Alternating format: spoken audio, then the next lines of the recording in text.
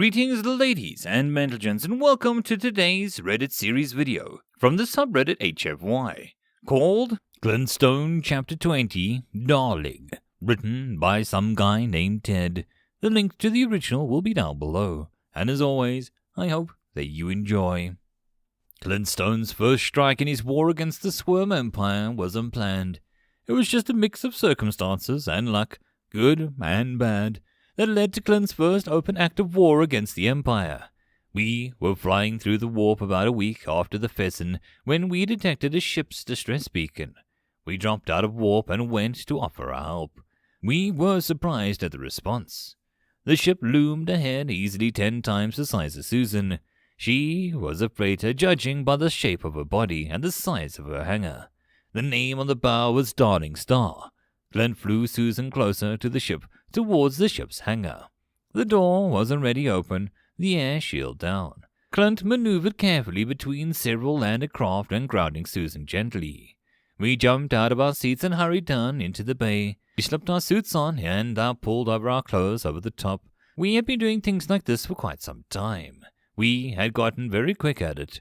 We lowered down the ramp and rushed out, the ramp closing behind us, expecting to see beings running in terror or some dangerous situation.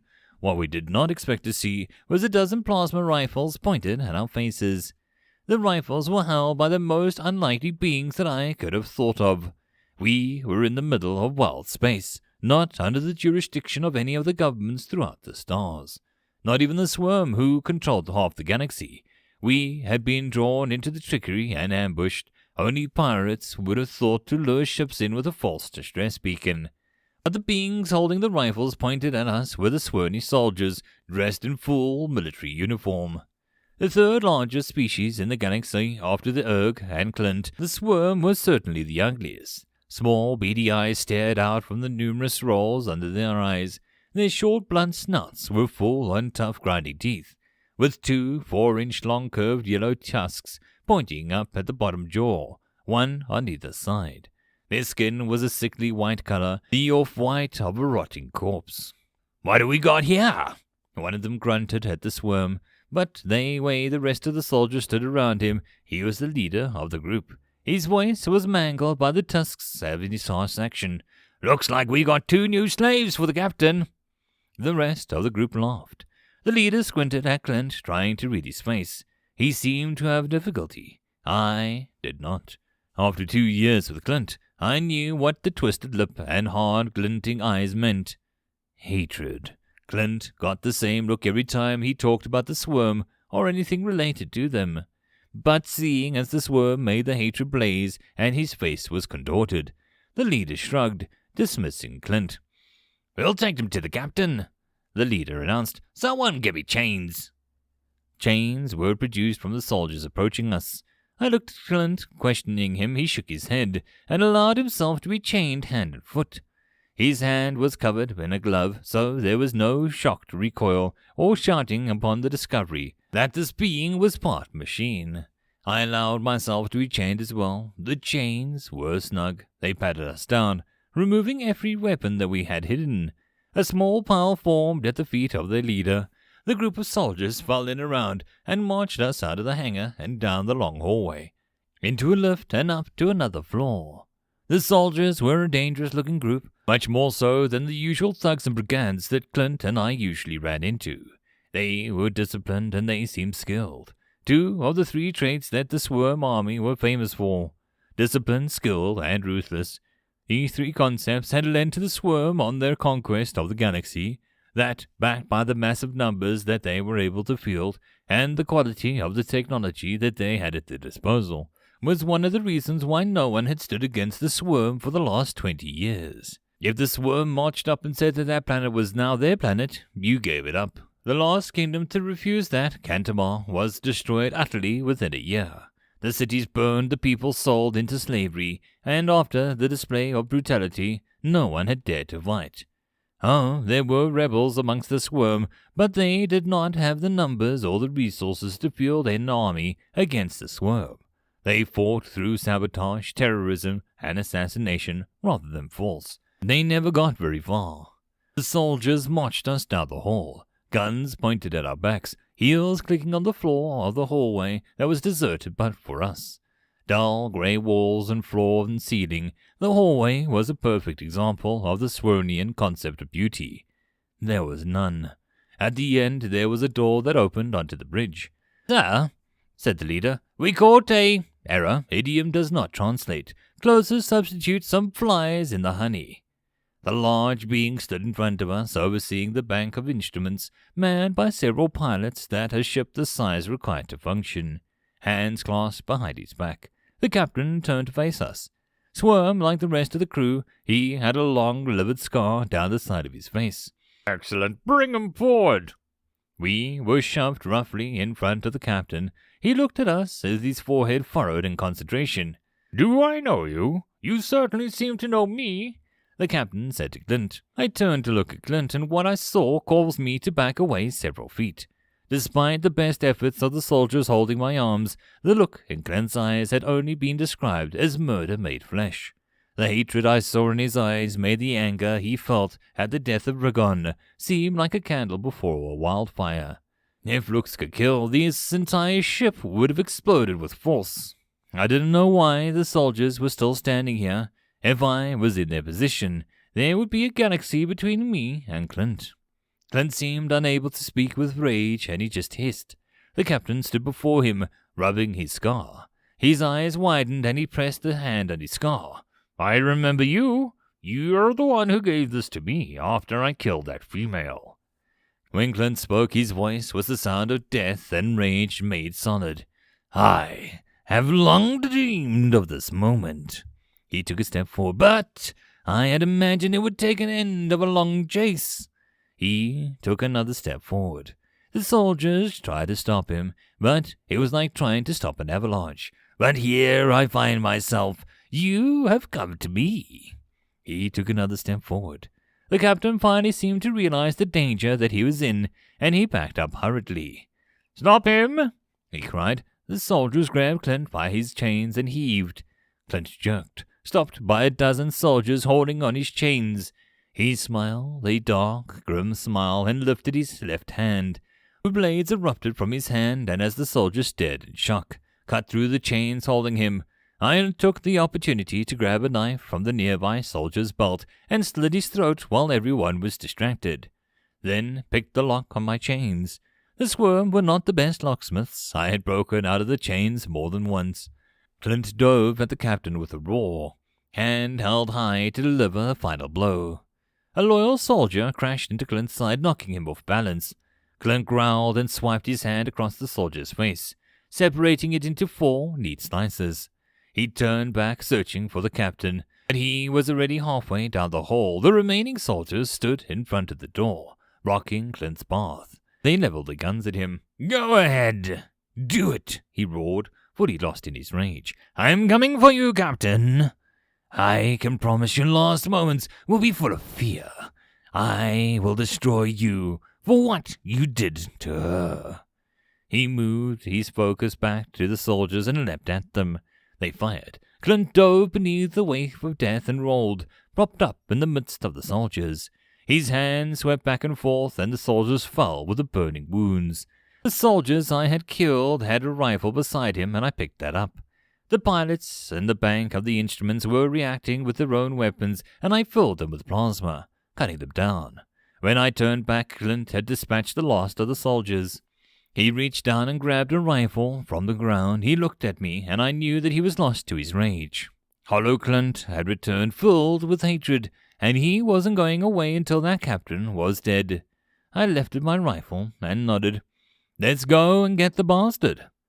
Clint took off down the hall, legs eating up the distance with ease. My legs were not as fast as his, but I had learned to keep up with Clint Stone. The hallway flashed before my eyes as we chased the being down, who had hurt someone Clint Stone loved deeply. There was no hope for that being. Clint rounded a corner and stopped. I skidded to a stop next to him. Down the hall were lined up 20-odd Swarm, rifles trained at us. I dove back into the hallway that we had come from, and Clint dived sideways into the hallway out to the corridor. Plasma filled the air where we had been. One blast had hit me in the leg, but my suit had prevented it from harming me. Clint and I hunched up against the walls opposite each other, clutching our rifles. Clint ducked down out from behind the wall and fired off a few shots. A volley of plasma was the swarm's answer. I swung out and fired as well. I hit one of the swarm, but it was only a flesh wound. Then he returned fire. I ducked back behind the wall to avoid getting my head fired. There was no way that we were going to get past all of those soldiers without injury. An idea came to me. I flipped my rifle over and pulled out the power cell. I motioned to Clint. He looked at me, and I pantomimed throwing my power cell and then pretended to shoot it. Clint's eyes lit up as he nodded. He gripped his rifle, and I readied my power cell. I darted around the corner and threw it into the group of soldiers. At the same time, Clint swung around out of the corner and aimed his rifle. A single shot fired, and he dove back behind the wall before the swarm could shoot us. An explosion rocked the corridor. A wave of fire and heat pushed down the hallway. Passing by the hallway Clint and I were sheltering in. Silence. I peered cautiously around the corner and saw a circle burned of smoldering bodies. Clint did not wait to see if they were all dead and burst from behind the cover, dashing down the corridor, leaping over the dead. I followed, and we continued our pursuit of the captain. We dashed through the rooms and corridors, following the sound of the boots snapping against the floor. The boots stopped. Clint burst into the room ahead, and I caught up soon after. In the room stood the captain and several Erg shock troopers. The Erg were a swarm have a special relationship. The Erg were much stronger than the swarm, but the swarm were much smarter than the Erg. When the swarm conquered the Erg homeworld, the Erg swore allegiance to the Empire, and were now the choice soldiers for most conflicts that required the right touch of brutality and overwhelming force. Much like the conflict the captain was facing now. "Are you going to hide behind your brutes?" Clint snarled. "Or are you going to get out and fight me, pig?" The captain motioned the Erg forward. Clint grimaced. "I guess that's your answer, then." The Erg surrounded Clint. I could do nothing. I had no weapon, and the Erg were far too big for me to take on by myself. But I was sure that Clint could handle it, and handle it he did. The biggest of the Erg swung at Clint. His thick arm was whistling through the air. Had it hit, surely it would have broken a bone. But Clint ducked underneath it and swung his metal fist upwards into the Erg's forearm. It shattered under the impact, and it dangled, connected only by skin. The other Erg lunged at Clint, and he avoided each of their blows as well. The Erg were big and strong, devastatingly so, but they were slow. And if you were slow fighting Clint, you are dead. He plunged his metal hand forward 3 times. Each time the blades came back glistening with a fresh blood. The Erg clutched their throats and their chests and collapsed, lying in an ever-growing pool of blood. The captain backed up until he was pressed against the far wall. Clint stalked forward, arm coated in blood, face as grim and unforgiving as the abyss. "Wait, we can work something out." The captain tried, his hands raised, trying to shield himself from Clint's rage. "Work something out?" roared Clint, veins pulsing in his neck. "Bring back my wife, you bastard! You shot her in cold blood, emptying your gun into her head. There will be no forgiveness for that.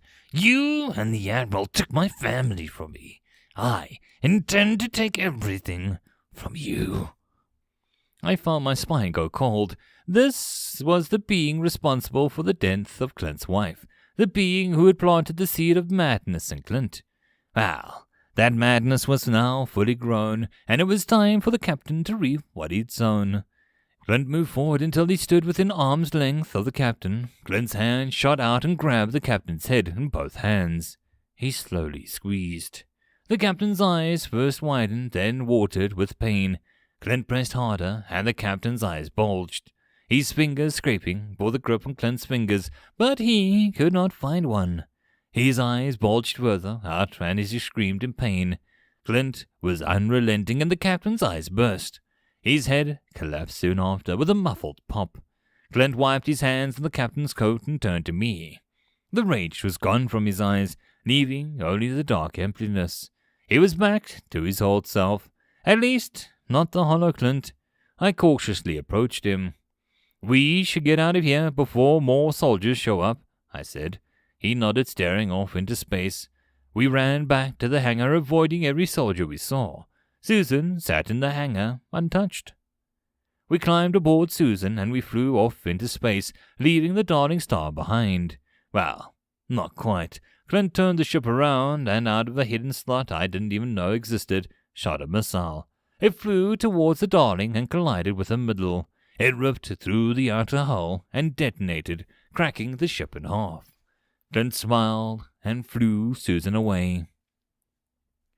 "Are you sure?" the general said. "Yes, sir. The recordings recovered from the wreckage prove it. It was only 2 beings who tore apart Captain Ch.19 and his crew," the underling said, and the general waved him off as the underling left the room, leaving the general to himself. The general leaned back in his chair, thoughtful. "Hunter, where did you get to?" A voice clicked from the shadows. "Yes, sir." "You heard all of this?" "Yes." "I want you to gather a team of your finest hunters and bring me this Clint Stone. I would very much like to have a conversation with him."